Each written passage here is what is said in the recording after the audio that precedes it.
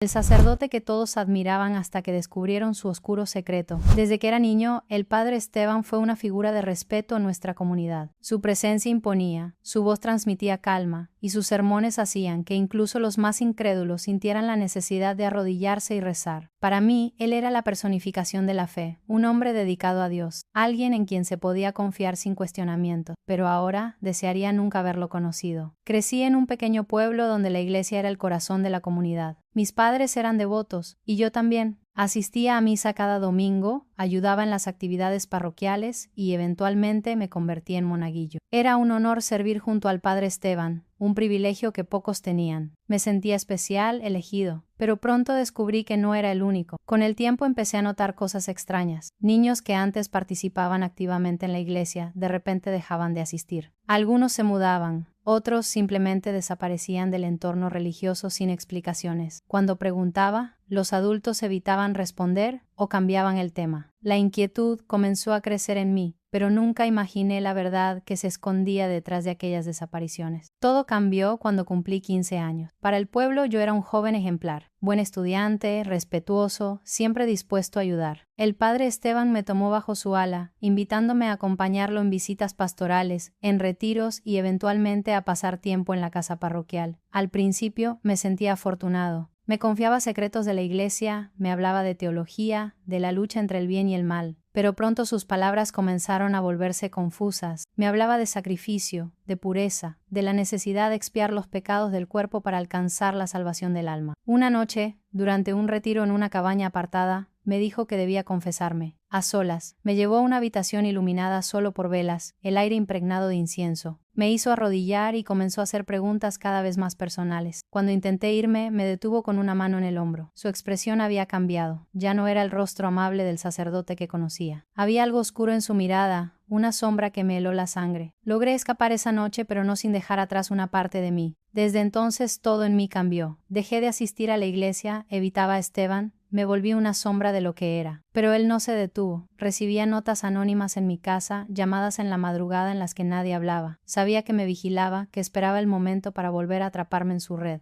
Intenté contarle a mis padres, pero su devoción al sacerdote era inquebrantable. No me creyeron. Con el tiempo, otros jóvenes comenzaron a contar historias similares. Susurros en los pasillos de la escuela, miradas temerosas entre los que habíamos sido cercanos a él. Decidimos unirnos, compartir nuestras experiencias y buscar justicia. Pero, ¿cómo luchar contra un hombre que controlaba no solo la iglesia, sino también las conciencias de todos en el pueblo? Uno de nosotros, un chico llamado Daniel, decidió enfrentar a Esteban directamente. Una noche, lo seguimos hasta la casa parroquial y lo escuchamos discutir con el sacerdote. Lo que oímos nos paralizó. Dios me habla a través de ustedes, dijo el padre Esteban. Soy su instrumento, y ustedes son sus corderos. No pueden cuestionar la voluntad divina. Fue entonces cuando comprendimos que no solo era un depredador, sino que realmente creía en su propia retorcida justicia. La historia explotó cuando encontramos un cuarto oculto en la parroquia, viejos registros, fotografías, cartas de niños que habían intentado denunciarlo y habían sido silenciados. Con esta evidencia en mano fuimos a la policía, pero el miedo dominaba a la gente del pueblo. Nadie quería hablar en contra de él. Los oficiales, muchos de los cuales habían crecido bajo su guía, se negaban a actuar. Fue entonces cuando tomamos una decisión drástica. Uno de nosotros filtró la historia a la prensa nacional. En cuestión de días, el caso se volvió un escándalo. Periodistas llegaron al pueblo, la iglesia quedó bajo escrutinio y las autoridades no tuvieron más remedio que actuar. Cuando finalmente arrestaron al padre Esteban, su expresión no era de miedo ni arrepentimiento. Sonreía. No entienden lo que han hecho, dijo antes de ser llevado. Han condenado sus almas. El pueblo nunca volvió a ser el mismo. La iglesia cerró, las familias se dividieron y muchos de nosotros nos fuimos, incapaces de vivir entre los recuerdos. Pero lo más aterrador es que incluso tras su arresto recibimos cartas que parecían escritas por él, aunque estaba en prisión. Aún hay quienes creen en mí, decía una. Nos volveremos a ver. Hasta el día de hoy, cada vez que veo una iglesia, siento un escalofrío recorrer mi espalda, porque aprendí que el mal no siempre se esconde en la oscuridad. A veces viste sotana y predica la palabra de Dios. Los días que siguieron a la revelación fueron un torbellino de emociones. La verdad había salido a la luz, pero en lugar de encontrar alivio, me vi sumido en un abismo aún más profundo. La comunidad se dividió. Algunos se negaban a creer lo que había ocurrido, aferrándose a la imagen del hombre que habían venerado por años. Otros, aunque escandalizados, optaban por el silencio como si cerrar los ojos a la realidad los eximiera de toda responsabilidad. Yo, en cambio, no podía callar. La verdad estaba ardiendo en mi interior, consumiéndome con cada día que pasaba. Intenté buscar justicia. Acudí a las autoridades, entregando las pruebas que había reunido. Pero en un mundo donde el poder y la fe a menudo se entrelazan de manera oscura, descubrí que la verdad no siempre era suficiente. Había demasiados intereses en juego, demasiadas manos que preferían encubrir la suciedad en lugar de enfrentarse a ella. El proceso legal fue un laberinto de burocracia, retrasos y manipulación. Me di cuenta de que luchar contra un hombre no era lo mismo que luchar contra un sistema que lo protegía. Mientras tanto, él seguía ahí. Aunque apartado de la iglesia, aunque susurros de su culpabilidad comenzaban a recorrer los pasillos sagrados, su influencia no desaparecía. Algunos lo defendían con un fervor ciego, argumentando que todos cometemos errores y que Dios es el único juez. Otros, más discretos, simplemente se distanciaban, esperando que el tiempo borrara la memoria del escándalo. Pero yo no podía olvidar. No cuando cada noche revivía en mi mente los rostros de quienes habían sido víctimas, los susurros ahogados, el peso del secreto que se había llevado tantas almas consigo. Me volví una sombra de lo que era. Perdí amigos. Fui rechazado por aquellos que consideraba mi familia espiritual. Mi propia fe se quebró. ¿Cómo podía seguir creyendo cuando la misma institución que predicaba amor y compasión era capaz de proteger a un monstruo? Me hice preguntas que nunca antes me había permitido formular. ¿Cuántos más como él existían en el mundo? ¿Cuántas historias habían sido silenciadas antes de que alguien como yo se atreviera a hablar? Y lo peor de todo, ¿cuántas más seguirían siendo ignoradas? En medio de mi desesperación, pensé en rendirme. Había momentos en los que deseaba no haber descubierto nada, en los que envidiaba a aquellos que podían vivir en la ignorancia. Pero entonces recordaba sus rostros, las víctimas que nunca encontraron justicia, los que aún vivían con el peso de lo que habían sufrido. Y entendí que aunque el mundo quisiera olvidar, yo no podía permitírmelo. Así que hice lo único que me quedaba por hacer. Recopilé toda la información, los testimonios, las pruebas. Si el sistema no quería actuar, entonces haría que el mundo escuchara. Publiqué todo. Lo expuse ante los ojos de todos. No tardó en viralizarse. El escándalo ya no podía ser ignorado. La presión pública creció. Y finalmente, después de tanto luchar, el sistema no tuvo más remedio que actuar. Las investigaciones se reabrieron. Los medios se hicieron eco del horror. Y al fin, aquel hombre que se creía intocable fue llevado ante la justicia. No fue fácil. Nada de esto lo fue. Perdí demasiado en el camino. Mi comunidad, mi paz, mi inocencia. Pero gané algo más valioso. La certeza de que, a pesar de todo, hice lo correcto. Que mi voz, por pequeña que pareciera, logró derribar a un gigante. Y aunque el dolor aún persiste, aunque las cicatrices de esta lucha nunca desaparecerán, sé que si alguna vez me enfrento de nuevo a una verdad incómoda, no dudaré en hablar, porque el silencio solo protege a los culpables. La investigación sobre el padre Esteban comenzó de inmediato. La policía, impulsada por la denuncia y el creciente escándalo en la comunidad, abrió los archivos de la parroquia y revisó cada rincón de la iglesia. Lo que encontraron fue aún peor de lo que imaginaban. Durante más de 20 años, el padre Esteban había abusado de su posición para aprovecharse de niños inocentes. Decenas de víctimas, ahora adultos, rompieron el silencio y comenzaron a relatar sus historias con un dolor que nunca había sanado. Los medios explotaron el caso. El rostro del padre Esteban apareció en todos los noticieros. Su imagen antes venerada, ahora símbolo de la traición y el horror. La iglesia trató de distanciarse de él, alegando ignorancia, pero pronto surgieron pruebas de que algunos líderes eclesiásticos habían encubierto sus crímenes, transfiriéndolo de parroquia en parroquia para evitar el escándalo. Los testimonios fueron desgarradores. Un hombre de 30 años relató cómo, cuando era un niño de 10, Esteban lo obligó a guardar silencio con amenazas de condenación eterna.